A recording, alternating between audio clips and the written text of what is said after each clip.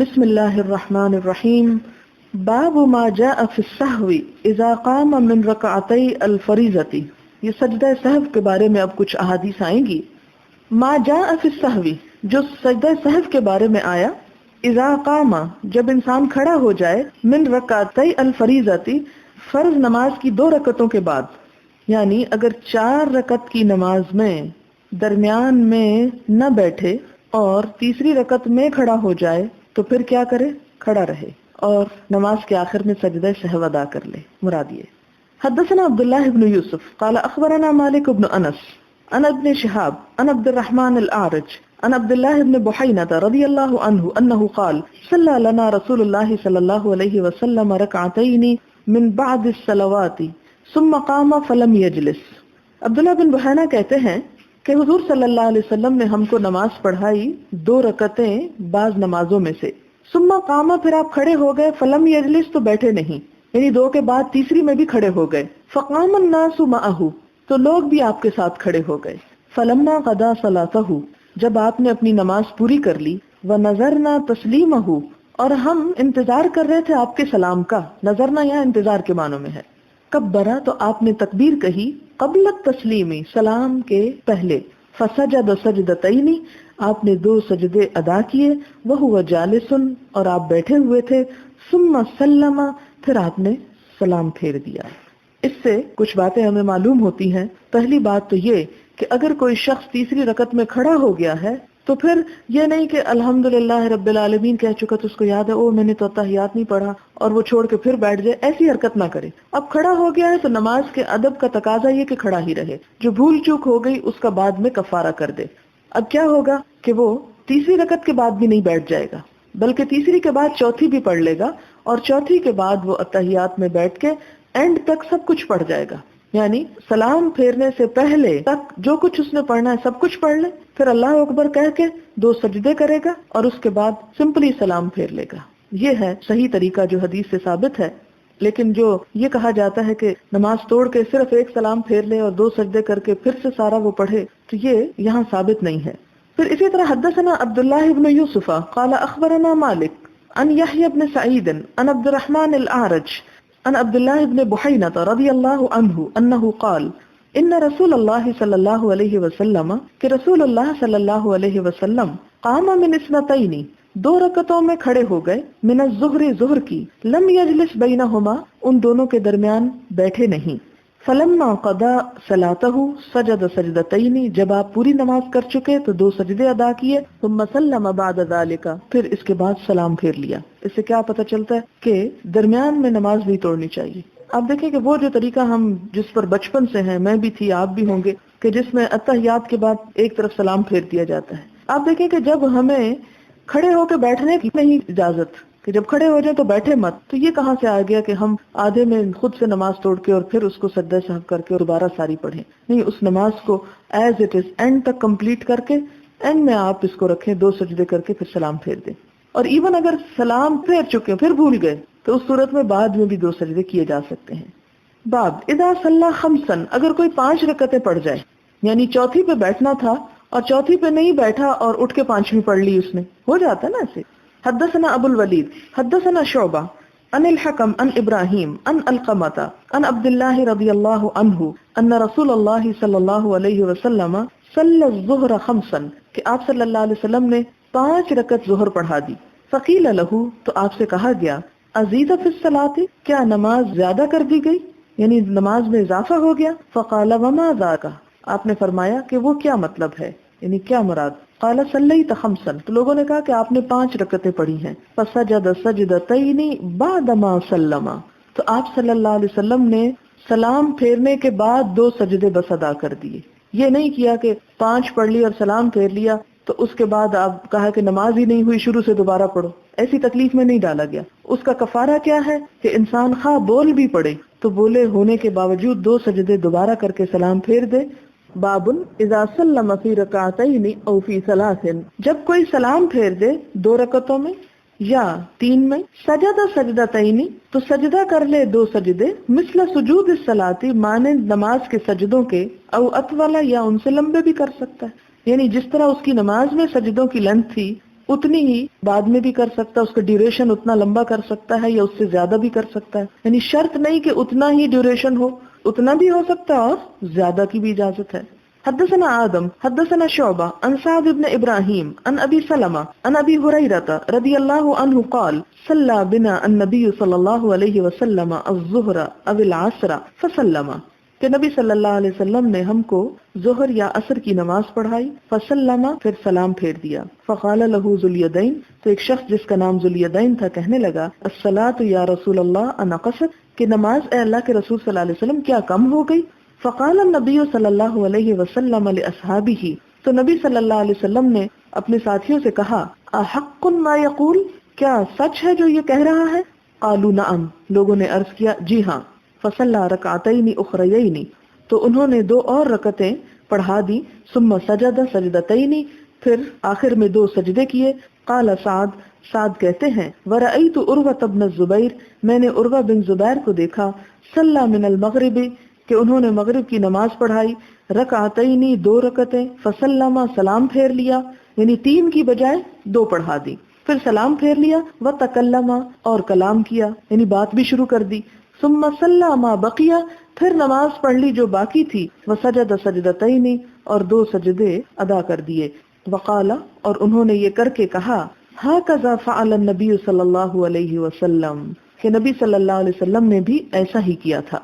اس سے کیا پتہ چلتا ہے کہ اگر انسان کی نماز زیادہ ہونے کی بجائے کم ہو جائے اور کم پہ سلام پھیر دے، پھر اس کو یاد آئے یا کوئی یاد کرا دے، تو ایسی صورت میں جتنی چھٹ گئی ہے اس کو دوبارہ پڑھ لے اور سجدہ سہو کر لے۔ باب من لم یتشہد فی سجدتي السہو، جو تشہد نہ پڑھے سجدہ سہو میں، وسلم انس والحسن ولم یتشہدا، اس میں حضرت انس ہے اور حضرت حسن بصری کہ انہوں نے تشہد نہیں پڑھا اور سلام پھیرا، وقال قتادہ، اور قتادہ کہتے ہیں لا یتشہد، کہ تشہد نہ پڑھے۔ اس سے کیا پتہ چلتا ہے کہ سلام کے بعد جب سجدہ سہو کیا جائے گا تو دوبارہ سارا تشہد پڑھنے کی ضرورت نہیں ہے۔ حدثنا عبداللہ بن یوسف اخبرنا مالک بن انس عن ایوب بن ابی تمیمۃ السختیانی عن محمد بن سیرین عن ابی ہریرہ رضی اللہ عنہ ان رسول اللہ صلی اللہ علیہ وسلم، کہ نبی صلی اللہ علیہ وسلم انصرف، آپ نے سلام پھیرا، من اثنتین 2 رکعتوں سے، فقال له ذو الیدین، تو آپ کو ذو الیدین نے کہا اقصرت الصلاۃ، کیا نماز کم ہو گئی؟ ام نسیت یا رسول اللہ، یا اے اللہ کے رسول صلی اللہ علیہ وسلم آپ بھول گئے؟ قال رسول اللہ صلی اللہ علیہ وسلم، آپ صلی اللہ علیہ وسلم نے فرمایا اصدق ذو الیدین، کیا ذو الیدین نے سچ کہا؟ فقال الناس نعم، لوگوں نے عرض کیا جی ہاں۔ فقام رسول اللہ صلی اللہ علیہ وسلم، تو نبی صلی اللہ علیہ وسلم کھڑے ہوئے، فصلی اثنتین اخریین، تو آپ نے باقی 2 رکعتیں بھی ادا کر لی، ثم سلم، پھر سلام پھیرا، ثم کبر، پھر تکبیر کہی، فسجد، پھر سجدہ کیا، مثل سجودہ، اسی اپنے سجدوں کی طرح، او اطول، یا لمبا، ثم رفع، اور اس کے بعد پھر آپ نے سر اٹھا لیا، یعنی سجدوں کے بعد سر اٹھایا مراد ہے۔ اور وہ جس روایت میں آتا ہے نا کہ بعد میں پھر التحیات جیسے پڑھا جاتا ہے عموماً، تو یہ روایت جو ہے ابو داؤد میں ہے لیکن ضعیف روایت ہے۔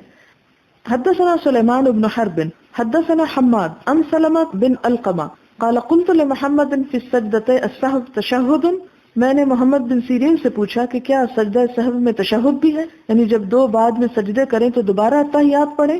قال لیس فی حدیث ابی ہریرہ، تو انہوں نے کہا ابو ہریرہ کی حدیث میں تشہد کا ذکر نہیں ہے۔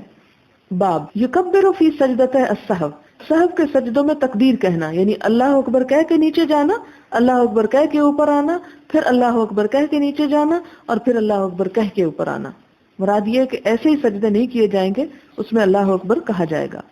حدثنا حفص بن عمر قال حدثنا يزيد بن ابراہیم عن محمد عن ابی ہریرہ رضی اللہ عنہ قال صلی النبی صلی اللہ علیہ وسلم احدى صلاتي العشی، کہ آپ صلی اللہ علیہ وسلم نے تیسرے پہر کی 2 نمازوں میں سے کوئی نماز پڑھی۔ قال محمد، اور محمد بن سیرین کہتے ہیں وہ اکثر ظنی، اور میرا گمان غالب ہے، انہا العصر، کہ وہ عصر تھی، رکعتین 2 رکعتیں، ثم سلم، پھر سلام پھیرا، ثم قام الى خشبۃ فی مقدم المسجد، پھر وہ تشریف لائے مسجد کے اگلے حصے میں ایک لکڑی کی طرف، فوضع یدہ علیہا، تو آپ نے اپنا ہاتھ اس پر رکھا، وفیہم ابو بکر و عمر رضی اللہ عنہما، اور اس مجلس میں حضرت ابو بکر اور عمر بھی تھے، فہابا ان یکلماہ، تو دونوں ڈرے کہ آپ سے بات کریں، وخرج سرعان الناس، اور لوگ جلدی جلدی نکلنا شروع ہو گئے. فقالوا، تو انہوں نے کہا، اقصرت الصلاۃ، کیا نماز کم ہو گئی؟ ورجل يدوه النبي صلی اللہ علیہ وسلم ذو الیدین، اور ایک شخص جس کو آپ صلی اللہ علیہ وسلم ذو الیدین کہتے تھے. فقال، تو وہ کہنے لگا، انسیت ام قصرت، کیا آپ بھول گئی یا کم ہو گئی؟ فقال لم انسا ولم تقصر، آپ صلی اللہ علیہ وسلم نے فرمایا نہ میں بھولا ہوں اور نہ نماز کم ہوئی ہے. قال بلا قد نسیت، کہا بلکہ آپ بھول گئے ہیں. فصلى ركعتين، آپ نے 2 رکعتیں اور پڑھی. ثم سلم ثم كبر فسجد مثل سجوده او اطول ثم رفع راسه فكبر، اور یہ آخری حصہ جو ہے نا کہ آپ نے سر اٹھایا تو تکبیر کہی. ثم وضع راسه فكبر، سر رکھا تو تکبیر کہی. فسجد مثل سجوده او اطول، تو آپ نے اپنے سجدوں کی جتنی لمبا سجدہ کیا یا اس سے بھی بڑھ کر. ثم رفع راسه وكبر، پھر آپ نے سر اٹھایا اور اللہ اکبر کہا. حدثنا قتيبة بن سعيد حدثنا ليث عن ابن شهاب عن الأعرج عن عبد الله بن بحينة الأسدي حليف بني عبد المطلب أن رسول الله صلى الله عليه وسلم قام في صلاة الظهر وعليه جلوس، فلما أتم صلاته سجد سجدتين يكبر في كل سجدة وهو جالس قبل أن يسلم، وسجدهما الناس معه مكان ما نسي من الجلوس. تابعه ابن جريج عن ابن شهاب في التكبير. یہاں سے کیا پتہ چلتا ہے کہ حضور صلی اللہ علیہ وسلم ظہر کی نماز میں کھڑے ہوئے. وَعَلَيْهِ جُلُوسٌ، یعنی آپ صلی اللہ علیہ وسلم پر لازم تھا کہ آپ بیٹھیں، یعنی علیہ جلوسن یعنی لازم تھا آپ پر کہ بیٹھے، لیکن آپ کھڑے ہو گئے. پھر جب آپ نے نماز پوری کر لی تو آپ نے 2 سجدے کیے، ہر سجدے میں تکبیر کہی اور وہ بیٹھے ہوئے ہی تھے. قبل ان یسلم، اس سے پہلے کہ آپ سلام پھیرتے. وسجدہم الناس معہ، اور پیچھے مقتدی جتنے تھے ان سب نے بھی آپ صلی اللہ علیہ وسلم کے ساتھ یہ سجدہ کیا. اگر امام نماز میں کوئی بات بھول جائے اور سجدہ سہو کرے تو مقتدی بھی اگرچہ وہ نہ بھولے ہوں وہ بھی کریں گے. وسجدہم الناس معہ مکان ما نسی من الجلوس، اور لوگوں نے بھی آپ کے ساتھ سجدے کیے، یہ اس قاعدے کے بدلے میں تھے جو آپ بھول گئے تھے. تابعہ ابن جریج عن ابن شہاب فی التکبیر، اس حدیث کو دوسرے طریقے پر بھی لایا گیا ہے. باب اذا لم يدر کم صلی ثلاثا او اربعا سجد سجدتین وهو جالس، جب انسان کو یاد نہ رہے، پتہ نہ چلے کہ کتنی رکعتیں پڑھی ہیں اس نے. اکثر تو ایسے ہی ہوتا ہے نا کہ یہ پتہ ہی نہیں چلتا کہ 3 پڑھی یا 4 پڑھی یا کیا پڑھا. ایسی صورت میں انسان کیا کرے؟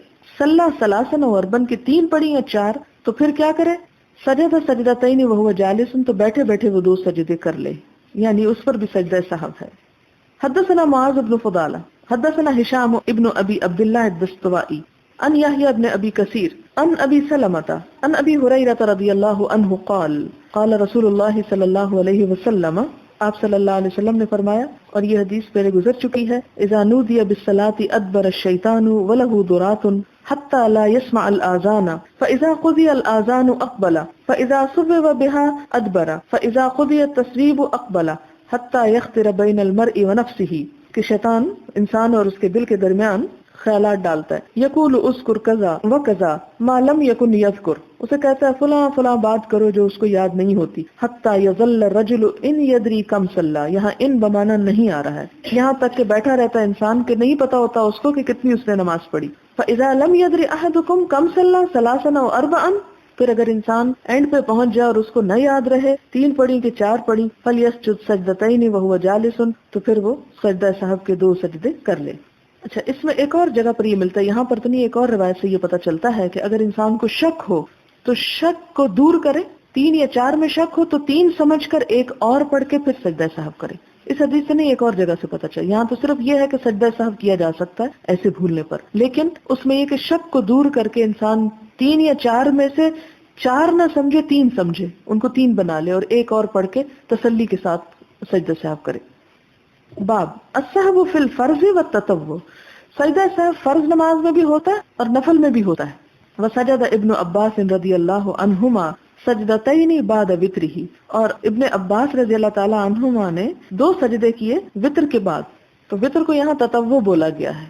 حدثنا عبد الله بن يوسف اخبرنا مالك عن ابن شهاب عن ابي سلمة ابن عبد الرحمن عن ابي هريرة رضي الله عنه ان رسول الله صلى الله عليه وسلم قال ان احدكم اذا قام يصلي جاء الشيطان فلبس عليه حتى لا يدري كم صلى فاذا وجد ذلك احدكم فليسجد سجدتين وهو جالس. یعنی یہاں امام بخاری بھی وتر کی بات پیچھے کر رہے ہیں، لیکن حدیث ایسی لائیں کہ جس میں خاص طور پر وتر کی بات نہیں ہے، جس کا پتہ یہ چلتا ہے کہ انسان کسی بھی نماز میں سجدہ سہو کر سکتا ہے. یہ مطلق نماز کا لفظ ہے یہاں. باب اذا کلم وهو یصلی فاشار بیدہ واستمع. باب اذا کلم، جب بات کر لی جائے نمازی سے، وهو یصلی، اور وہ نماز پڑھ رہا ہو، فاشار بیدہ، تو وہ اشارہ کر دے اپنے ہاتھ سے، واستمع، اور بات سن لے، تو اس سے نماز فاسد نہیں ہوتی.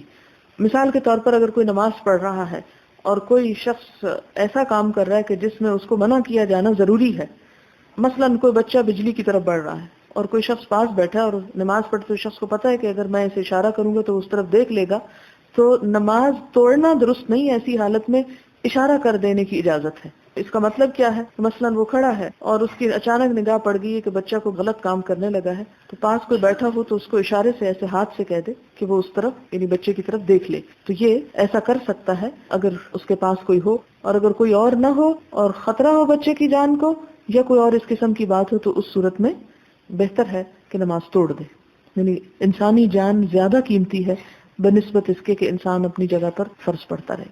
حدثنا يحيى بن سليمان قال حدثني ابن وهب قال اخبرني عمرو عن بكير عن كريب ان ابن عباس والمسور ابن مخرمة وعبد الرحمن بن ازهر رضي الله عنهم ارسلوه الى عائشة رضي الله عنها. ان سب نے حضرت عائشہ کی طرف ایک پیغام بھیجا. فقالوا، انہوں نے کیا کہا، اقرا علیہ السلام، کہا کہ ہم سب کی طرف سے ان کو سلام کہو، منا جمیعا، ہم سب کی جانب سے، وصلھا، اور ان کو جا کے پوچھو.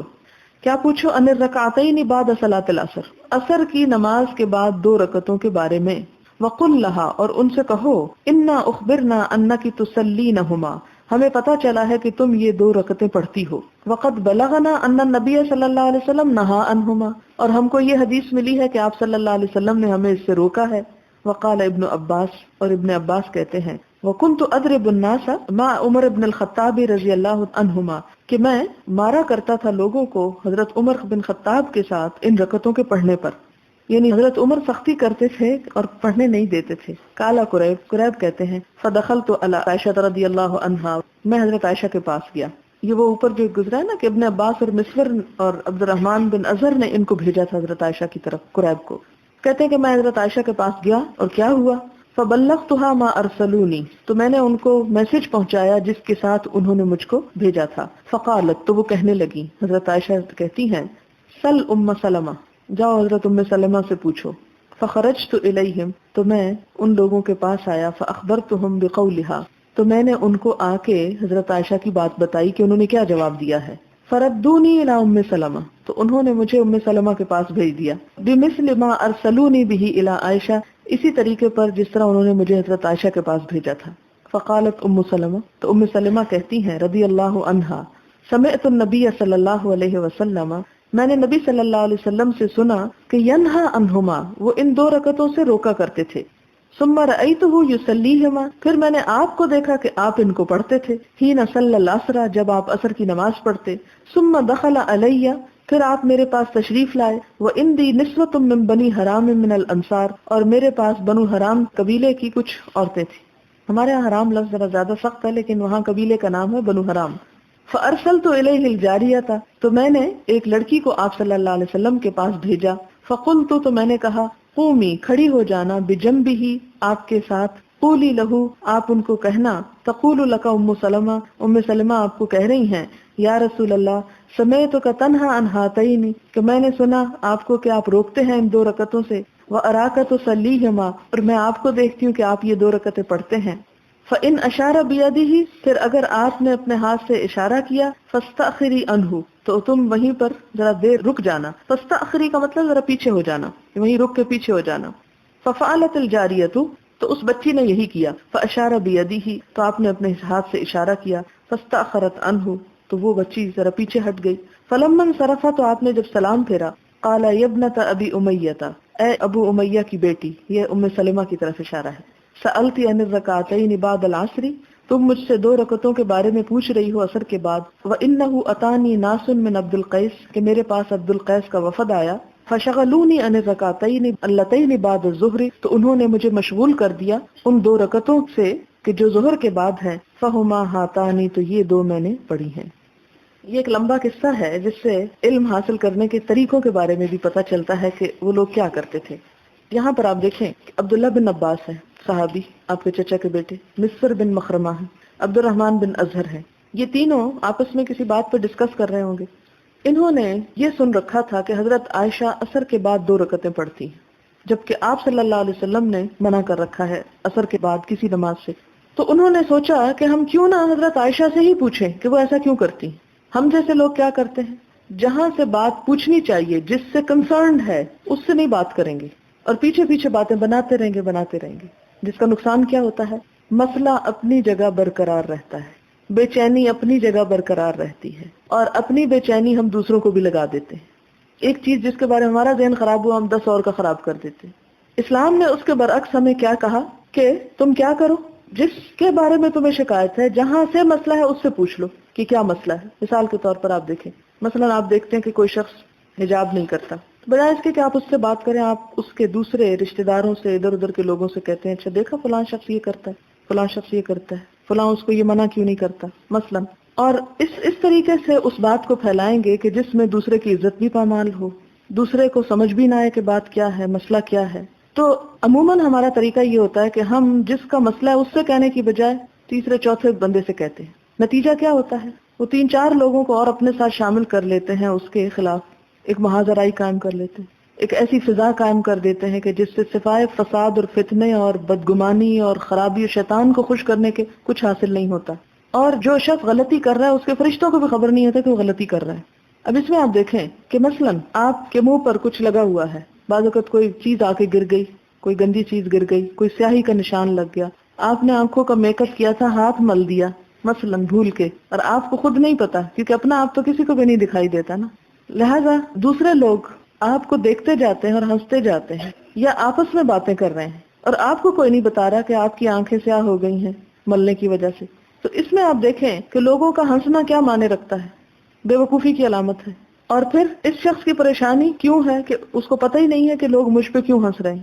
بہتر طریقہ کیا ہے جو اسلام نے بتایا، دوسروں کے اوپر ہنسنا، ان کا مذاق اڑانا، تانا دینا، ان کے عیب چننا، ان سب چیزوں کو حرام قرار دیا کہ دوسرے کی عزت کا احترام کرو. اگر اس نے ایک غلط بات کی ہے تو کیا کرو، یا اس کے اندر کوئی عیب تمہیں نظر آ رہا ہے تو اگر تم میں جرت ہے تو تم خود اس کے پاس چلے جاؤ. اگر خود نہیں جا سکتے تو جس سے کہہ سکتے اس سے کہلوا کے اس کو آگے کر دو. اس کی بھی کیا دلیل ہے، مثلا یہ ذوالیدین کا قصہ کہ حضور صلی اللہ علیہ وسلم نے کیا کیا، 4 کی بجائے 2 رکعتیں پڑھا کے اٹھ کھڑے ہوئے. حضرت عمر اور حضرت ابو بکر کو بھی ڈر لگا کہ ہم نہیں بات کر سکتے، تو اس پر کیا ہوا کہ ذوالیدین اٹھا اور اس نے جا کے آپ صلی اللہ علیہ وسلم سے بات کر دی کہ آپ نے ایسا کیا ہے. اب آپ دیکھیں کہ اگر ذوالیدین نہیں اٹھتا، نہیں بتاتا، لوگ چلے جاتے، حضرت ابو بکر اور عمر بھی چلے جاتے، حضور صلی اللہ علیہ وسلم بھی چلے جاتے، کتنی غلط فہمی پھیل سکتی تھی. لوگ کہتے جی نماز کم ہو گئی، اور وہ بات پتہ نہیں کہاں تک پہنچ جاتی، اور ہو سکتا وہاں تک پہنچتی کہ ہم لوگ بھی شاید کچھ کہتے کہ نہیں زور کی رکعتیں 4 نہیں 2 ہی تھی، اور کہتے کہ نہیں وہ دیکھو وہ فلاں واقعے سے ثابت ہے کہ 4 نہیں 2 تھی. اس موقع پر ایک شخص کی سمجھداری نے سارے معاملے کو درست کر دیا، اور وہ غلط فہمی مسجد کے اندر ہی درست ہو گئی، اور جو کمی رہ گئی تھی اس کو پورا کر لیا گیا. ایسے میں جب آپ دیکھتے ہیں کہ کسی شخص کے اندر عیب ہے تو آپ کو چاہیے کہ یا تو براہ راست اس کے پاس جا کے آپ بات کر لیں کہ جی آپ میں یہ عیب ہے، آپ اپنی اصلاح کر لیں. اگر آپ کے اپنے اندر ہمت نہیں تو آپ کسی ایسے شخص کو جس کے اندر آپ سمجھیں کہ واقعی ہمت ہے وہ اس سے بات کر لے گا تو آپ اس کو بات کر دیں. لیکن اگر آپ کو یہ پتا کہ وہ بھی بات نہیں کرے گا تو آپ صرف اپنے نفس کی تسکین کے لیے کبھی اس سے بات کریں، کبھی اس سے کر رہے ہیں، اس سے کر رہے ہیں، اس سے کر رہے ہیں، اور ایک پورے ماحول کو خراب کر رہے ہیں. تو بہتر کیا ہے کہ آپ پھر اپنی زبان بندی رکھیں، کیونکہ عموماً پھر ساتھ شیطان بھی شریک ہو جاتا ہے. وہ ایسے موقعوں کی تلاش میں رہتا ہے کہ آپ ایک پورے ماحول کو خراب کر سکیں. اس کے بعد نتیجہ کیا نکلتا ہے، مسئلہ اپنی جگہ برقرار، لوگ اپنی جگہ پریشان، اور آپ اپنی جگہ گنہگار. جتنا شر پھیلائیں گے اتنا حصہ پائیں گے. لہٰذا اسلام کا طریقہ کیا ہے کہ آگے بڑھ کے منکر دیکھو تو ہاتھ سے روک لو، نہیں تو زبان سے روک لو، نہیں تو دل میں برا سمجھو اور پھر چپ رہو. اس منکر اس شر کو دوسری جگہوں پہ مت پھیلاؤ. یہاں پر ہم دیکھتے ہیں کہ حضرت ابن عباس ہیں، مسور ہیں اور عبد الرحمن ہیں. ایک بات ان کے درمیان ہوئی، انہوں نے اس کا حل کیا نکالا کہ جو یہ کام کرتی ہیں انہی سے پوچھوا لیا جائے. خود ان کو ہمت نہیں ہوئی، انہوں نے قریب کو کہا کہ جاؤ ہماری طرف سے کہو کہ وہ پوچھ رہے ہیں، ہماری طرف سے سلام دو. یہ بھی نہیں کہ یہ نہیں کہا کہ اچھا ہمارا نہ بتانا کہ ہم کہہ رہے ہیں. ہمارے ہاں عموماً یہ بھی ہوتا ہے کہ جب کوئی کسی کو کہتا ہے تو کہتا ہے اچھا میرا نہ ذکر کرنا، بس کہنا کہ لوگ کہہ رہے ہیں. اس سے اور کام خراب ہوتا ہے. انسان ایک نہیں 10 لوگوں کے بارے میں بدگمانی شروع کر دیتا ہے کہ جو لوگ یہ کہہ رہے ہیں، لوگ وہ کہہ رہے ہیں، لوگ، حالانکہ لوگوں میں شاید کوئی ایک ہو یا انسان کے اپنی دماغ کی اختراع ہو بعض اوقات. تو اپنے اوپر بات لینے کی بجائے لوگوں پہ ڈال کے، لوگوں کے کندھے پہ پستول رکھ کے گولی چلائی اور کہا جو لوگ یہ کہہ رہے ہیں. جی اگر آپ کا دل کہہ رہا ہے تو آپ لوگوں کا سہارا نہ لیں، آپ کہیں جی میں یہ سوچتا ہوں، تاکہ مسئلہ ختم ہو جائے. تو اس میں ہم کیا کرتے ہیں کہ اوروں کو بھی ساتھ ملا کے ماحول زیادہ خراب کر دیتے ہیں. اب نتیجہ کیا ہوا کہ انہوں نے کہا کہ جاؤ ہمارے بارے میں بتاؤ، ہم کہہ رہے ہیں، ہم پوچھ رہے ہیں.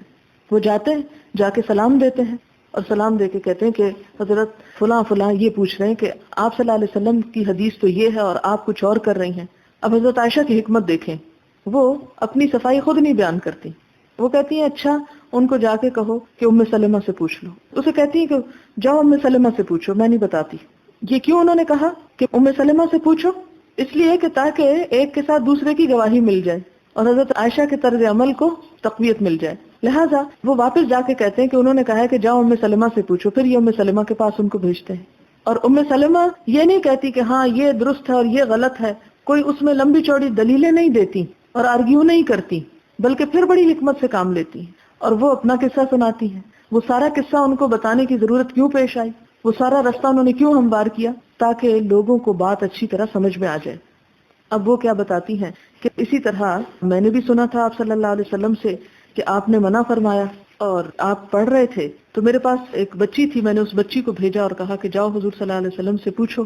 اور اس بچی نے پوچھا تو آپ صلی اللہ علیہ وسلم نے اصل واقعہ بتایا کہ میں ظہر کے فرض کے بعد کسی وفد سے باتیں کرنے میں مصروف ہو گیا تھا، اس لیے میں وہ سنتیں ظہر کے بعد کی نہیں پڑھ سکا، حتیٰ کہ عصر کا وقت آ گیا تو میں عصر کے بعد ان کو گھر میں آ کے پڑھ رہا ہوں.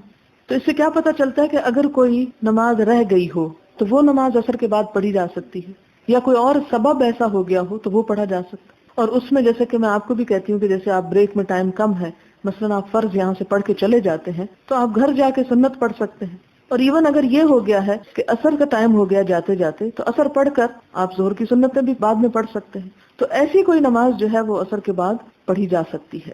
سوال ہے اگر شدید زکام ہو گیا ہو تو ایسی صورت میں نماز کے دوران ہاتھ میں رومال یا ٹیشو پیپر پکڑ سکتے ہیں؟ جی ہاں پکڑ سکتے ہیں، لیکن اس میں یہ کہ 2 انگلیوں کے درمیان میں اٹکا لیجئے تاکہ آپ کی جو باقی نماز کا خشوع و خضوع ہے اس میں اثر نہ پڑے. یعنی اس طرح وہ مٹھی بند نہیں کرنی چاہیے، اپنا ہاتھ اپنے نارمل پوزیشن پہ رکھیں اور 2 انگلیوں کے درمیان مثال کے طور پہ آپ اپنا ٹیشو پیپر پکڑے ہوئے ہیں تو اس میں آپ کے ہاتھ کی پوزیشن یا اس میں موومنٹ میں زیادہ فرق نہیں پڑے گا اور بوقت ضرورت اسے استعمال بھی کر سکتے ہیں. ایک حدیث میں آتا ہے کہ آپ صفوں کے اندر سے آگے آگے کس طرح پہلی صف تک پہنچے. اگر صحابہ کرام نے آپ کو صفوں میں سے آگے جانے کا راستہ دیا تو اس سے نماز میں بہت زیادہ ہلچل نہ ہوئی ہوگی؟ نہیں، اس کی اجازت ہے اگر کوئی ضرورت کی وجہ سے، نہ صرف یہ کہ پیچھے سے اگلی صف تک جیسے امام ہے پہنچنا چاہتا ہے، یا امام کا اگر وضو نہیں رہا اور وہ پچھلی صفوں کو کراس کرنا چاہتا ہے تو وہ گزر سکتا ہے. اور اس سے نماز میں اگر تھوڑی بہت ہلچل ہو تو اس کی اجازت. بار بار آپ یہ بات پڑھ چکے ہیں کہ نماز میں جہاں خشوع و خضوع بہت لازم ہے وہاں بوقت ضرورت حرکت کی بھی اجازت ہے. اور اب آپ دیکھیں کہ اگر ایک شخص کا وضو نہیں رہا تو وہ وہاں پر کھڑا کیا کر رہا ہے؟ وہ تو صف توڑنے کا مرتکب ہوا اور مستقل طور پر اس نے صف میں خلل ڈال دیا. اس سے بہتر ہے کہ وہ وہاں سے نکل جائے اور باقی نماز آ کے اپنی مکمل کرے.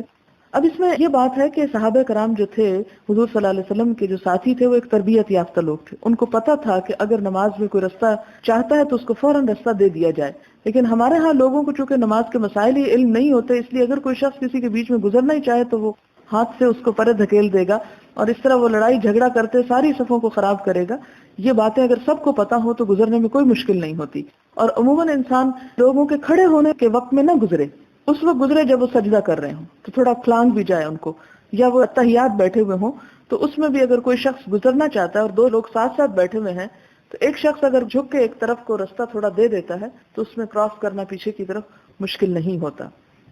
عورتوں کی جماعت میں عورت امام کی غلطی کا احساس دلانے کے لیے کیا تالی بجائے گی یا سبحان اللہ کہے گی؟ تالی ہی بجائے گی. میں نے سنا ہے کہ نماز میں دوپٹے کا پلو زمین سے نہیں لگنا چاہیے، عذاب ملتا ہے. اس میں کتنی صداقت ہے؟ اس میں کوئی صداقت نہیں. پھر میرا خیال ہے جینز پہن کے پڑھنی چاہیے نماز اور ٹوپی پہن کے، کیونکہ دوپٹہ لیں گے تو لازمی نیچے لگے گا. بعض لوگ نماز پڑھتے ہوئے ہل ہل کر پڑھ رہے ہوتے ہیں، کیا اس سے نماز مکروہ ہو جاتی ہے؟ کیونکہ ان کو تو پتہ نہیں چلتا کہ وہ ہل رہے ہیں، ان کو خود تو نہیں چلتا لیکن ساتھ کھڑے ہوئے کو خوب چلتا ہے. لہٰذا خدا کے لیے اپنی اس عادت سے پرہیز کریں. قوموا للہ قانتین، فرما بردار بندے بن کے کھڑے ہو جاؤ. اور اس میں یہ کہ اگر آپ وجد میں ہیں تو بھی اس وقت بہترین وجد اپنے آپ کو کنٹرول کرنا اور سمیٹنا ہے. کہتے ہیں کہ ہمارے ٹیچر نے ایک سنایا تھا قصہ کہ ایک امام صاحب بہت ہل ہل کے نماز پڑھا رہے تھے تو ان سے پوچھا گیا کہ آپ اتنا کیوں ہل رہے ہیں؟ تو انہوں نے کہا کہ وہ حدیث کی کتاب میں لکھا ہوا ہے کہ جو 2 رکعتیں نماز پڑھے، وہ اصل میں لکھا ہوا تھا کہ ہلکی پڑھے، تو انہوں نے ہلکے پڑھے کو ہل کے پڑھے، تو آپ نے بھی کہیں ایسا ہی تو کوئی ترجمہ نہیں پڑھ لیا؟ سوال ہے، اگر کوئی شخص سورۃ فاتحہ پڑھنا بھول جائے یا اسے شک پڑ جائے کہ میں نے سورۃ فاتحہ پڑھی ہے یا نہیں، تو کیا وہ دوبارہ رکعت پڑھے؟ شک کو یقین میں بدلنے کے لیے وہ رکعت دوبارہ پڑھ لی جائے اور آخر میں پھر سجدہ سہو کر لیا جائے۔ اگر کوئی ایک سجدہ کر کے قیام کر لے، یعنی 2 سجدوں کی بجائے، تو سورۃ فاتحہ پڑھ کر اگر اسے یاد آئے کہ میں نے ایک سجدہ کیا ہے، تو اس کو پھر کیا کرنا چاہیے؟ اس کو وہ رکعت دہرانی پڑے گی، اور اس کا طریقہ یہ ہے کہ جب وہ اپنی نماز مکمل کر لے، مثلا 4 رکعتیں پڑھ رہا ہے، دوسری رکعت میں وہ بھول گیا ہے، ایک سجدہ اس نے کیا ہے، ایک سجدے کے بعد یعنی وہ کھڑا ہو گیا ہے، تو دوبارہ نیچے نہیں آئے گا، نیچے جا کے دوبارہ سجدہ نہیں کرے گا، وہ رکعت دوبارہ چوتھی رکعت کے بعد پڑھ لے گا۔ کیوں؟ اس لیے کہ سجدہ نماز کے فرائض میں سے ہے۔ یہ یاد رکھیے کہ نماز کے فرائض میں سے اگر کوئی چیز بھول جائے تو اس کے عوض سجدہ سہو کافی نہیں ہوتا۔ سجدہ سہو فرائض کے علاوہ دوسری چیزوں کے بھولنے پر ہوتا ہے، ٹھیک ہے؟ مثلا اگر آپ قیام بھول جائیں، گویا اس کا مطلب ہے کہ آپ رکعت ہی ایک بھول گئے، تو آپ کو وہ رکعت اینڈ میں دوبارہ پڑھنی ہوگی۔ آپ کو شک ہے کہ آپ نے 3 پڑھی یا 4، تو آپ رکعت دوبارہ پڑھ کے سجدہ صاحب کریں گے۔ مثلا آپ رکوع بھول گئے، رکوع بھی نماز کے فرائض میں سے ہے، تو آپ اس رکعت کو بھی، یعنی خواہ آپ کا قیام تھا لیکن آپ ڈائریکٹ سجدے میں چلے گئے مثلا، تو اس صورت میں بھی آپ سجدے سے اٹھ کے رکوع نہیں کریں گے، ٹھیک ہے؟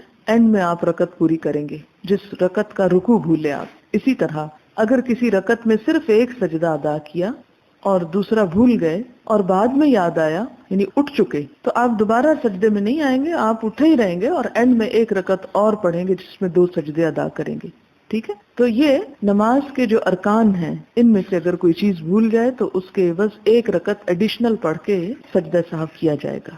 وآخر دعوانا ان الحمدللہ رب العالمین۔ سبحانک اللہم وبحمدک نشہد ان لا الہ الا انت نستغفرک ونتوب الیک۔ والسلام علیکم ورحمۃ اللہ۔ نحمده ونصلی علی رسولہ الکریم، اما بعد فاعوذ باللہ من الشیطان الرجیم، بسم اللہ الرحمن الرحیم، رب اشرح لی صدری ویسر لی امری واحلل عقدۃ من لسانی یفقہوا قولی۔ باب الاشارۃ فی الصلاۃ، نماز میں اشارہ کرنا۔ قالہ قریب عن ام سلمۃ رضی اللہ عنہا عن النبی صلی اللہ علیہ وسلم، قریب نے ام المومنین حضرت ام سلمہ سے نقل کیا اور انہوں نے حضور صلی اللہ علیہ وسلم سے یہ بات نقل کی۔ اور اس میں آپ دیکھیں کہ یہ پچھلی حدیث ہے جس میں آپ صلی اللہ علیہ وسلم کیا کرتے ہیں، اس بچی کو اشارہ کر دیتے ہیں۔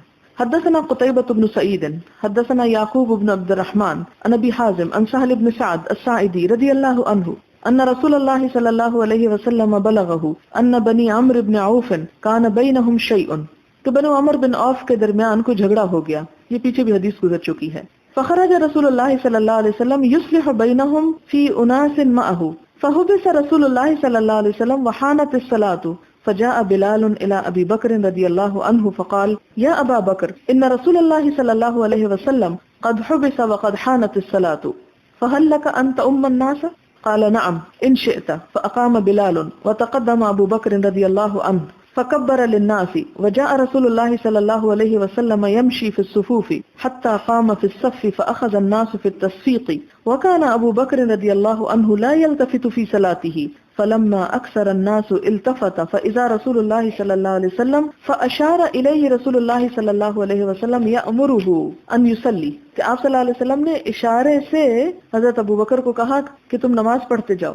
فرفع ابو بکر رضی اللہ عنہ یدیہ، تو حضرت ابو بکر نے بھی اپنے دونوں ہاتھ اٹھا لیے۔ فحمد اللہ ورجع القہر وراءہ، اور یہ دونوں کام حضور صلی اللہ علیہ وسلم کا اشارہ بھی نماز میں تھا اور ابو بکر رضی اللہ تعالیٰ عنہ کا ہاتھ اٹھانا بھی نماز کے اندر تھا۔ حتى قام في الصف فتقدم رسول الله صلى الله عليه وسلم فصلى للناس، فلما فرغ أقبل على الناس فقال أيها الناس ما لكم حين نابكم شيء في الصلاة أخذتم في التصفيق، إنما التصفيق للنساء، من نابه شيء في صلاته فليقل سبحان الله فإنه لا يسمعه أحد حين يقول سبحان الله إلا التفت، يا أبا بكر ما منعك أن تصلي للناس حين أشرت إليك؟ فقال أبو بكر رضي الله عنه ما كان ينبغي لابن أبي قحافة أن يصلي بين يدي رسول الله صلى الله عليه وسلم۔ حدثنا يحيى بن سليمان حدثني ابن وهب قال حدثنا الثوري عن هشام عن فاطمة عن أسماء قالت دخلت على عائشة رضي الله عنها وهي تصلي قائمة والناس قيام فقلت ما شأن الناس فأشارت برأسها إلى السماء. یہ وہی حدیث ہے جو پیچھے سورج گرہن کی گزر چکی ہے کہ جس میں حضرت اسماء آتی ہیں اور حضرت عائشہ نماز پڑھ رہی ہیں اور لوگ بھی نماز پڑھ رہے ہیں، تو وہ حیران ہوتی ہے چونکہ پہلی دفعہ یہ ہوا، پوچھتی ہے کہ یہ کیا چکر ہے، یہ کیا ہو رہا ہے، یہ لوگ کس چیز کی نماز پڑھ رہے ہیں. تو حضرت عائشہ نے نماز کی حالت میں ہی انہیں آسمان کی طرف اشارہ کر کے جواب دے دیا کہ یہ ایک اللہ تعالیٰ کی نشانی ہے. قلت، تو حضرت اسماء کہتی ہیں میں نے کہا آیت نشانی، فاشارت برأسها نعم، تو انہوں نے پھر اشارے سے کہہ دیا کہ ہاں اللہ کی نشانی ہے، اس کی نماز ہو رہی ہے. اور یہاں سے بھی کیا پتہ چلتا ہے کہ سورج گرہن لگا ہوا تھا، جبھی تو نشانی نظر آئی، اگر سورج گرہن نہ لگا ہوتا تو وہ اشارے کا کیا مطلب تھا. حدثنا اسماعیل قال حدثني مالك عن هشام عن أبيه عن عائشة رضي الله عنها زوج النبي صلى الله عليه وسلم أنها قالت صلى رسول الله صلى الله عليه وسلم في بيته وهو شاك جالسا وصلى وراءه قوم قياما فأشار إليهم أن أجلسوا فلما انصرف قال إنما جعل الإمام ليؤتم به فإذا ركع فاركعوا وإذا رفع فارفعوا. بسم اللہ الرحمن الرحیم. کتاب الجنائز، جنازے کے احکام. کیونکہ جنازے پر بھی نماز پڑھی جاتی ہے اس لیے اس کو کتاب الصلاۃ ہی ملایا گیا. باب فی الجنائز ومن کان آخر کلامہ لا الہ الا اللہ، جس شخص کا آخری کلام لا الہ الا اللہ ہوا. وقیل لوہب بن منبہ، اور وہب بن منبہ سے کہا گیا الیس مفتاح الجنۃ لا الہ الا اللہ، کیا جنت کی کنجی لا الہ الا اللہ نہیں ہے؟ قال بلا، انہوں نے کہا جی ہاں. ولیکن لیس مفتاح الا لہ اسنان، لیکن کوئی چابی یا کنجی ایسی نہیں ہوتی کہ جس کے دندانے نہ ہوں. فإن جئت بمفتاح لہ اسنان، اگر تم ایسی چابی لاؤ گے کہ جس کے دندانے ہوں گے، فتح لک، تو تیرے لیے کھول دیا جائے گا. وإلا لم یفتح لک، ادروائز نہیں کھولا جائے گا. مراد یہ کہ اگر کنجی تو ہو لیکن آگے اس کے دندانے نہیں، اور دندانوں سے مراد عمل ہے، یعنی لا الہ الا اللہ تو پڑھا ہو لیکن کوئی عمل نہیں کیا، تو ایسا لا الہ الا اللہ پڑھنا جنت کا دروازہ نہیں کھولے گا. اس کے نمبر کے ساتھ نمبر ملتا ہو. اور اس میں آپ دیکھیں کہ مثلا ہر کنجی سے ہر تالا نہیں کھلتا. تالا کھولنے کے لیے کون سی کنجی چاہیے ہوتی ہے؟ وہ جو اسی تالے کی ہو. حدثنا موسى بن اسماعیل حدثنا مہدی بن میمون حدثنا واصل الاحدب عن المعرور بن سوید عن ابی ذر رضی اللہ عنہ قال قال رسول اللہ صلی اللہ علیہ وسلم، نبی صلی اللہ علیہ وسلم نے فرمایا اتانی آت من ربی، ایک آنے والا میرے رب کی طرف سے آیا میرے پاس. فاخبرنی، اس نے مجھ کو خبر دی. او قال، یا کہا بشرنی، مجھ کو بشارت دی. انہ من مات من امتی، کہ جو کوئی میری امت میں سے فوت ہو جائے، لا یشرک باللہ شیئا، وہ اللہ تعالیٰ کے ساتھ کسی کو شریک نہیں ٹھہراتا، دخل الجنہ، ایسا شخص جنت میں داخل ہوگا. فقلت، تو میں نے پوچھا کس نے؟ حضور صلی اللہ علیہ وسلم نے. وَإِن زَنَا، خواہ اس نے زنا کیا ہو. وَإِن سَرَقَ، خواہ اس نے چوری کی ہو. قال وَإِن زَنَا وَإِن سَرَقَ. اس حدیث سے یہ معنی نہیں نکلتا کہ لا الہ الا اللہ پڑھ کر انسان کے لیے زنا اور چوری حلال ہو جاتے ہیں، اور وہ کرتا بھی رہے تو کوئی بات نہیں، جنت تو اس کی اپنی ہی ہے. مراد اس سے یہ ہے کہ اگر ایک انسان ہے اور انسان ہونے کے ناطے اگر اس سے کوئی غلطی ہو جاتی ہے تو اتنے بڑے بڑے قصور جو ہیں وہ بھی آخر کار معاف ہو جائیں گے. یعنی کوئی شخص ان جرائم کے ساتھ ہمیشہ جہنم میں نہیں جلے گا. اللہ چاہے تو معاف کر دے، اللہ تعالیٰ چاہے تو ان گناہوں کی سزا دے کر پھر معاف کرے، جیسا کہ آپ پیچھے ایک حدیث میں بہت تفصیل کے ساتھ پڑھ چکے ہیں. حدثنا عمر بن حفص حدثنا ابی قال حدثنا الاعمش حدثنا شقیق عن عبد اللہ رضی اللہ عنہ قال قال رسول اللہ صلی اللہ علیہ وسلم، کہ نبی صلی اللہ علیہ وسلم نے فرمایا من مات یشرک باللہ شیئا، جو فوت ہوا اس حال میں کہ اللہ کے ساتھ شرک کرتا ہے، دخل النار، وہ جہنم میں داخل ہوگا. وقلت انا، اور میں نے کہا من ماتا، جو فوت ہو گیا، لا یشرک باللہ شیئا، جو اللہ تعالیٰ کے ساتھ شرک نہیں کرتا، دخل الجنہ، ایسا شخص جنت میں داخل ہوگا. تو بات یہ ہے کہ شرک ایک ایسا گناہ ہے جس کی معافی نہیں ہے اگر انسان اس سے توبہ کر کے اپنی اصلاح نہ کر لے. جس طرح آتا ہے کہ ان اللہ یغفر الذنوب جمیعا، ان اللہ لا یغفر ان یشرک بہ ویغفر ما دون ذلک، اللہ تعالیٰ شرک کا گناہ معاف نہیں کریں گے، اس کے علاوہ دوسرے گناہ معاف کر دیں گے، چاہے تو بغیر سزا دیے معاف کر دیں، چاہے تو سزا دے کر معاف کریں. باب الامر باتباع الجنائز، جنازوں کے اتباع کا حکم، جنازوں میں شریک ہونے کا حکم. حدثنا ابو الولید قال حدثنا شعبہ عن الاشعث سمعت معاویہ بن سوید بن المقرن عن البراء بن عازب رضی اللہ عنہ قال امرنا رسول اللہ صلی اللہ علیہ وسلم بسبع، کہ آپ صلی اللہ علیہ وسلم نے ہم کو 7 چیزوں کا حکم دیا، ونہانا عن سبع، اور 7 چیزوں سے روکا۔ امرنا، آپ نے حکم دیا ہم کو، باتباع الجنائز، جنازوں کے اتباع کا، یعنی جنازے کے پیچھے چلنے کا، وہ عیادت المریض، مریض کی تیمارداری یا عیادت کا، وہ اجابت الداعی، اور بلانے والے یا دعوت دینے والے کی دعوت قبول کرنے کا، وہ نصر المظلوم، اور مظلوم کی مدد کا، وہ ابرار القسم، اور قسم کے پورا کرنے کا، وہ رد السلامی، اور سلام کے جواب دینے کا، وہ تشمیت العاطسی، اور چھینک مارنے والے کے لیے دعا کرنے کا، وَنَهَانَا عَنْ آنِيَةِ الْفِضَّةِ، اور آپ نے ہم کو منع کیا چاندی کے برتن استعمال کرنے سے، وَخَاتِمِ الذَّهَبِ، سونے کی انگوٹھی پہننے سے، یعنی یہ مردوں کے لیے ہے، وَالْحَرِيرِ، اور ریشم سے، وَالدِّيبَاجِ، اور موٹا ریشم، وَالْقِسِّيِّ، اور قسی سے، یہ شام یا مصر کا ایک خاص لباس ہے، اس کی طرف اشارہ ہے کہ اس ڈریس کو پہننے سے بھی منع کیا، وَالْإِسْتَبْرَقِ، اور موٹا ریشمی کپڑا۔ حدثنا محمد حدثنا عمرو بن ابي سلمة عن الاوزاعي قال اخبرني ابن شهاب قال اخبرني سعيد بن المسيب ان ابا هريرة رضي الله عنه قال، حضرت ابو ہریرہ رضی اللہ تعالی عنہ نے کہا، سمعت رسول اللہ صلی اللہ علیہ وسلم، کہ میں نے نبی صلی اللہ علیہ وسلم سے سنا، یقول، آپ فرماتے تھے، حق المسلم علی المسلم خمس، مسلمان کے مسلمان پر 5 حق ہیں، یعنی ایک مسلمان کے دوسرے مسلمان پر 5 حقوق ہیں۔ وہ کیا ہے؟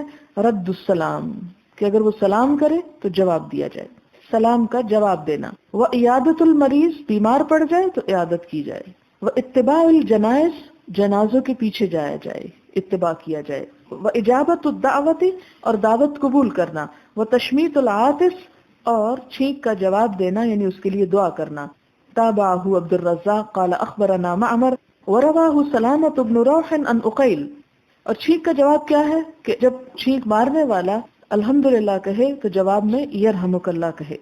باب الدخول علی المیت، میت پر داخل ہونا، بعد الموت، موت کے بعد، اذا، جب، ادرج فی اکفانہ، وہ لپیٹ دیا جائے اپنے کفن میں، یعنی جب کوئی میت اپنے کفن میں لپیٹ دی جائے تو اس کے بعد اس کے پاس حاضر ہو کر اس کو وزٹ کرنا اور اس کا چہرہ دیکھنا، اس کی کیا دلیل ہے؟ حدثنا بشر بن محمد قال اخبرنا عبد الله قال اخبرني معمر ويونس عن الزهري قال اخبرني ابو سلمة ان عائشة رضی اللہ عنہا اخبرته، ابو سلمہ کو یہ حدیث حضرت عائشہ رضی اللہ تعالی عنہا نے بتائی، قالت، کہتی ہیں، اقبل ابو بکر رضی اللہ عنہ علی فرسہ، کہ ابو بکر رضی اللہ تعالی عنہ اپنے گھوڑے پر آئے، من مسکنہ، اپنے گھر سے، بالسنح، جو سنح کے مقام پر تھا، یہ مدینہ کے باہر ایک جگہ ہے، وہاں پر ابو بکر تھے کہ گھوڑے پر بیٹھ کر تشریف لائے، حتی نزل، یہاں تک کہ جب وہ آئے، فدخل المسجد، مسجد میں داخل ہوئے، فلم یکلم الناس، لوگوں سے کوئی بات نہ کی، حتی دخل علی عائشہ، یہاں تک کہ حضرت عائشہ کے پاس پہنچے، رضی اللہ عنہا، فتیمم النبی صلی اللہ علیہ وسلم، تو انہوں نے حضور صلی اللہ علیہ وسلم کا قصد کیا، ارادہ کیا،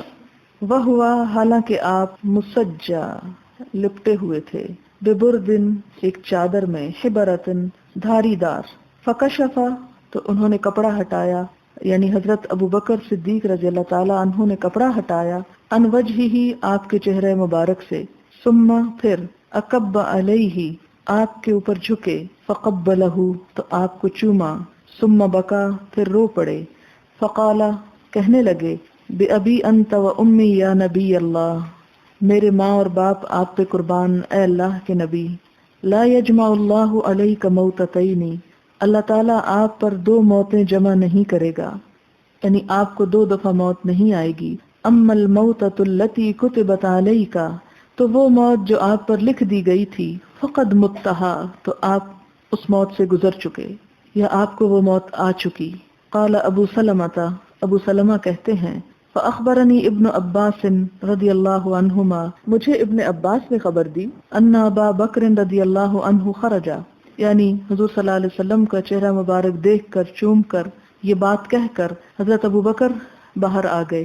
وعمر رضی اللہ عنہ یکلم الناس، اور حضرت عمر لوگوں سے باتیں کر رہے تھے. فقالا، تو کہا، اجلس، بیٹھو. حضرت ابو بکر نے حضرت عمر سے کہا کہ بیٹھ جاؤ. فابا، تو عمر نے انکار کیا.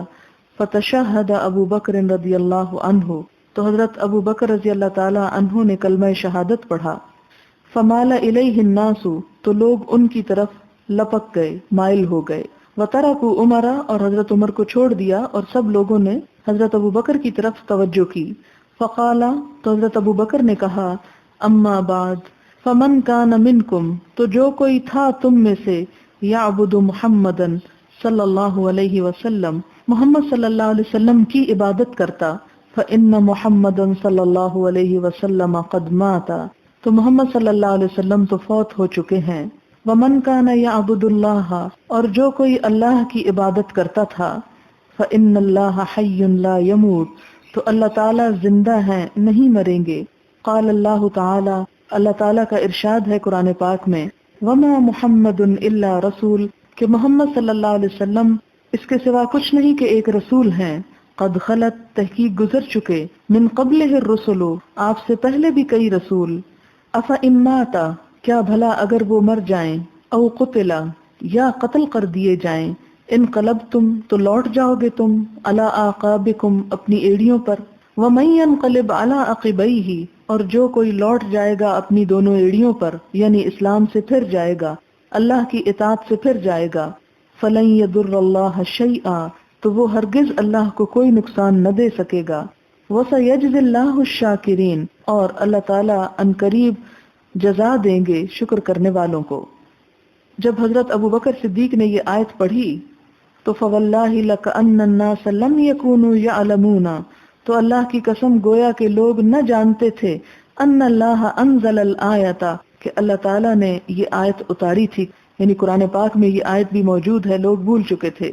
حتی تلاہا ابو بکر رضی اللہ عنہ، یہاں تک کہ حضرت ابو بکر رضی اللہ تعالیٰ عنہ نے اس کو تلاوت کیا. فتلقاها منہ الناس، تو سیکھ لیا اس کو ان سے لوگوں نے. فما یسمع بشر الا یتلوها، تو ہر شخص اسی آیت کو پھر پڑھتا ہوا سنا گیا، یعنی اس کے بعد ہر شخص یہی آیت پڑھ رہا تھا، اور جس کا مطلب یہ تھا کہ آپ صلی اللہ علیہ وسلم فوت ہو چکے ہیں. یہاں پر یہ پتہ چلتا ہے کہ حضرت عمر رضی اللہ تعالیٰ عنہ جو کچھ لوگوں سے کہہ رہے تھے اس میں کئی ایک باتیں ملتی ہیں. مثلا یہ کہ آپ کہہ رہے تھے کہ جو یہ کہے گا کہ حضور صلی اللہ علیہ وسلم فوت ہو گئے ہیں، میں اپنی تلوار سے ان کی گردن اڑا دوں گا، کیونکہ وہ یہ بات سننا ہی نہیں چاہتے تھے. ظاہر ہے انہیں آپ صلی اللہ علیہ وسلم سے محبت تھی.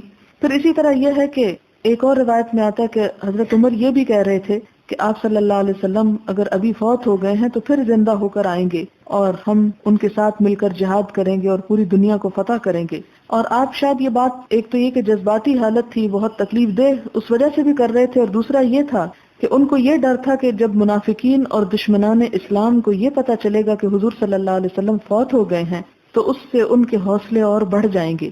تو ایک طرح سے وہ ان کے حوصلے پست کرنے کے لیے ایسی بات کہہ رہے تھے. لیکن اللہ تعالیٰ نے حضرت ابو بکر رضی اللہ تعالیٰ عنہ کو اس موقع پر جو مضبوطی یا ثابت قدمی دی اور جو سمجھ بوجھ دی اور جس طرح امت کو انہوں نے منتشر ہونے سے بچا لیا، یہ پہلا اختلاف تھا جو حضور صلی اللہ علیہ وسلم کی وفات کے بعد مسلمانوں کے درمیان پیدا ہوا، جس میں دو بڑے صحابی آپس میں اختلاف کر بیٹھے. حضرت ابو بکر کی یہ رائے تھی اور حضرت عمر نے کہا کہ یہ ہو ہی نہیں سکتا کہ آپ فوت ہو جائیں، اور جو ایسا کرے گا میں اس کو مار دوں گا. لیکن حضرت ابو بکر کو اللہ تعالیٰ نے یہ سمجھ دی، انہوں نے لوگوں کو خطبہ دیا، یہ آیت پڑھ کے سنائی تو لوگوں کو ہوش آیا اور حضرت عمر کو اپنی غلطی کا احساس ہوا، اور اس کے بعد تمام لوگ یہی آیت پڑھنا اور دہرانا شروع ہو گئے، اور لوگوں کو یوں محسوس ہو رہا تھا کہ جیسے یہ آیت آج اتری ہو، اور انہیں اس سے پہلے خیال نہ تھا کہ ایسا بھی ہو سکتا ہے، کیونکہ یہ اس حالت کے عین بر موقع اور حقیقت کے قریب آیت تھی. حدثنا يحيى بن بكير حدثنا الليث عن عقيل عن ابن شهاب قال أخبرني خارجة بن زيد بن ثابت أن العلاء امرأة من الأنصار بايعت النبي صلى الله عليه وسلم، کہ العلاء جو انصار کی ایک عورت تھی انہوں نے حضور صلی اللہ علیہ وسلم سے بیعت کی. اخبرته، انہوں نے آپ کو بتایا، انه اقتسم المهاجرون قرعة، کہ مہاجرین نے قرعہ اندازی کی ہے. یعنی جب مسلمان مکہ سے مدینہ آئے تو اب کون کس کے ساتھ جائے، اس کے لیے انہوں نے قرآن اندازی کی. فطار لنا عثمان ابن مظعون، تو ہمارے حصے میں عثمان بن مظعون آئے، یہ وہ خاتون ام العلا کہتی ہیں. فانزلناہ فی ابیاتنا، تو ہم نے آپ کو اپنے گھر میں اتارا. وجعہ الذی توفی فیہ، تو ان کو وہ بیماری آ گئی جس میں آپ فوت ہو گئے. فلما توفی، تو جب عثمان ابن مظعون فوت ہو گئے، وغسل، اور غسل دے دیے گئے، وکفنا، اور کفن دیے گئے، فی اسوابہ، اپنے کپڑوں میں. دخل رسول اللہ صلی اللہ علیہ وسلم، تو آپ صلی اللہ علیہ وسلم تشریف لے گئے. فقلت رحمت اللہ علیک ابا السائب، تو میں نے کہا کہ رحمت ہو اللہ کی آپ پر اے ابو السائب، یہ ابو عثمان ابن مظعون کی کنیت تھی. فشہادتی علیک، تو میری گواہی ہے تجھ پر. لقد اکرمک اللہ، کہ اللہ نے تجھ کو عزت دی. فقال النبی صلی اللہ علیہ وسلم، تو نبی صلی اللہ علیہ وسلم نے فرمایا، وما یدریکی، اور تجھے کیسے پتا چلا اے ام العلا، ان اللہ قد اکرمہ، کہ اللہ تعالیٰ نے اس شخص کو عزت عطا کی ہے. اور کہا جاتا ہے کہ عثمان ابن مظعون جو تھے یہ تحویل کعبہ سے پہلے فوت ہو گئے تھے مدینہ پہنچ کر.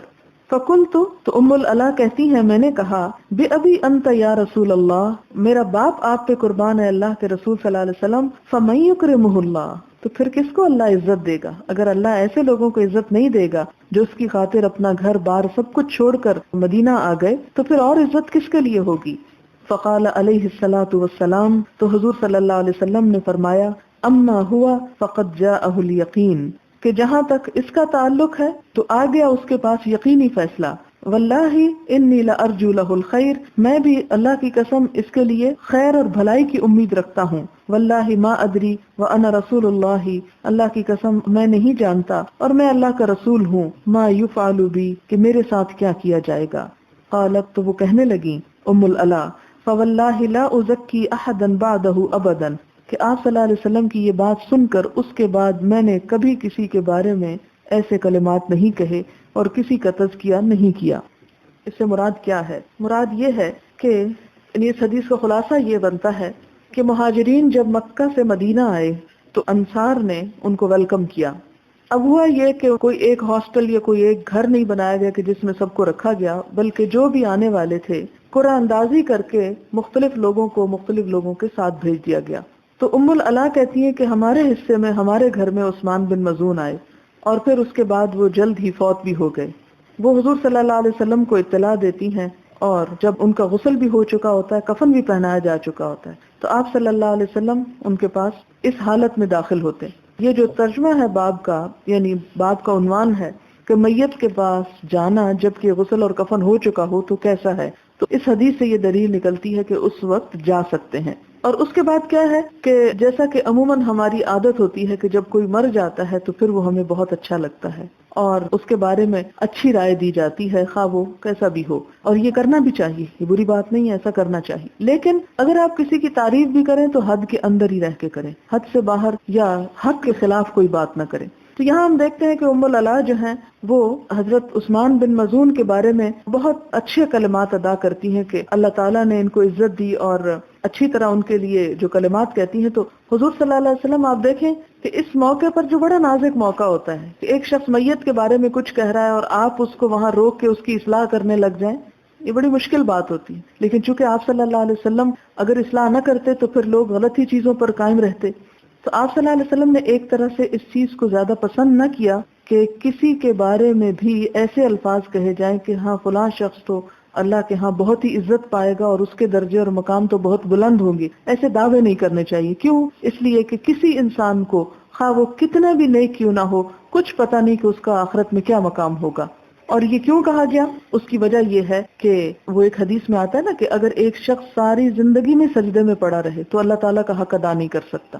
اور میں عموماً ایک چھوٹی سی مثال دیا کرتی ہوں کہ ہم حق ادا کر سکتے ہی نہیں، اطاعت تو دور کی بات ہے. مثلاً آپ دیکھیں کہ ہم زندہ کس پر ہیں؟ سانس لینے پر.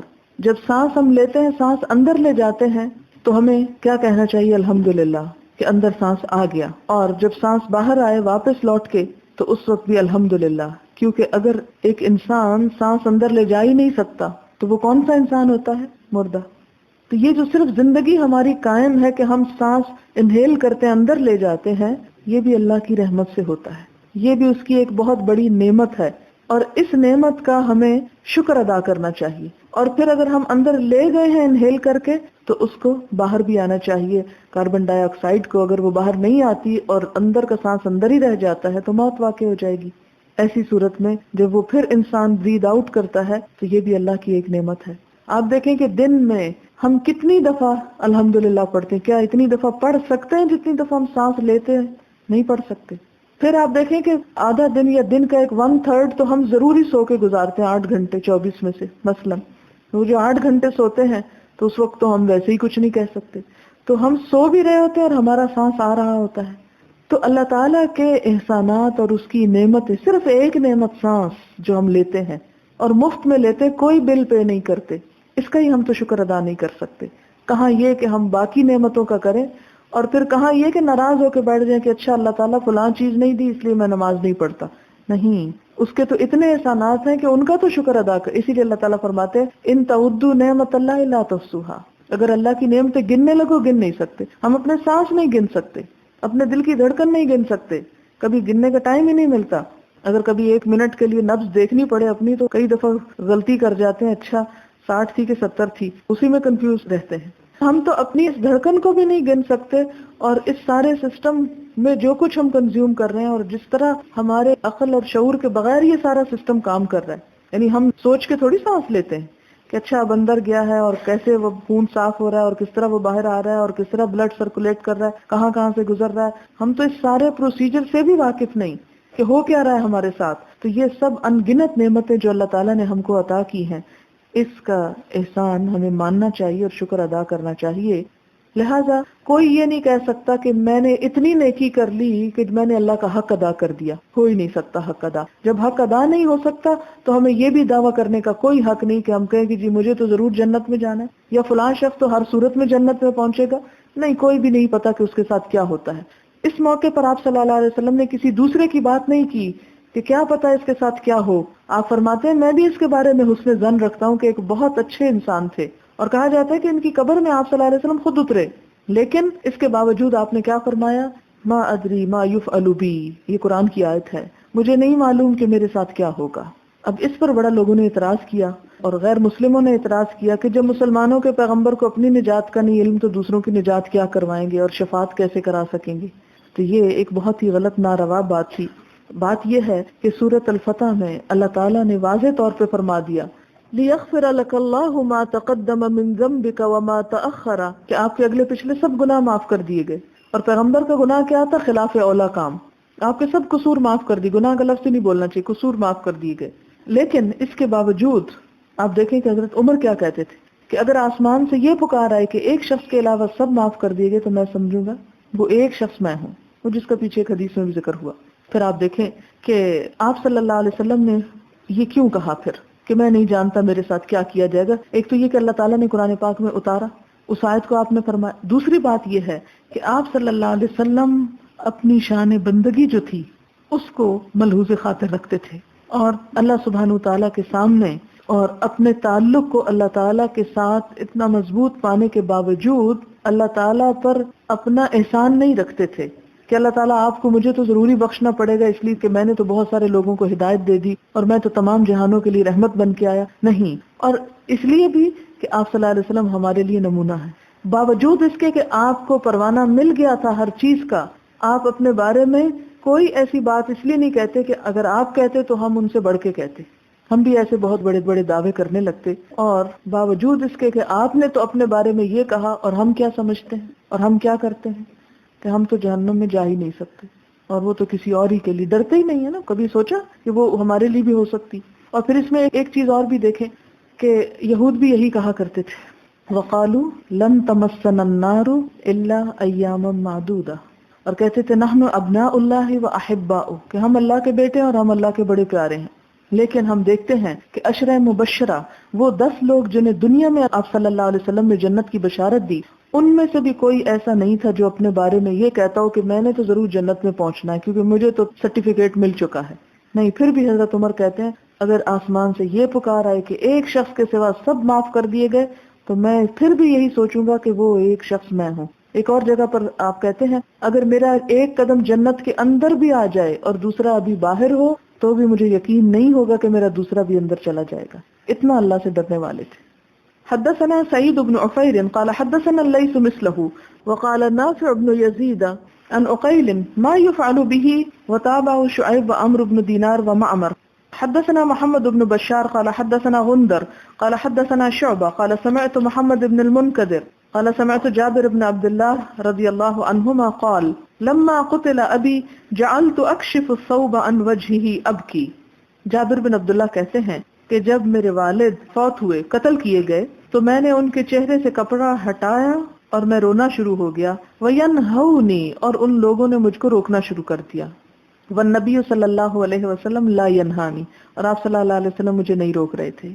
یعنی ایک نیچرل سی بات ہے کہ انسان اپنے باپ کو دیکھ کر، اور اس حال میں کہا یہ جاتا ہے کہ ان کے والد کو جب قتل کیا گیا تو ان کے ناک اور کان بھی کاٹ دیے گئے. عربوں کے ہاں ایک رواج تھا مسلح کرنے کا، یعنی بہت زیادہ حد سے بڑھ جاتے تھے قتل میں، تو اس لیے لوگ چاہ رہے تھے کہ وہ ان کا چہرہ نہ دیکھیں.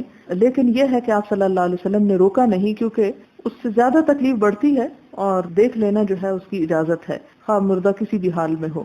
فجعلت عمتی فاطمہ تبکی اور میری پھپھی فاطمہ جو تھی وہ بھی رونے لگی.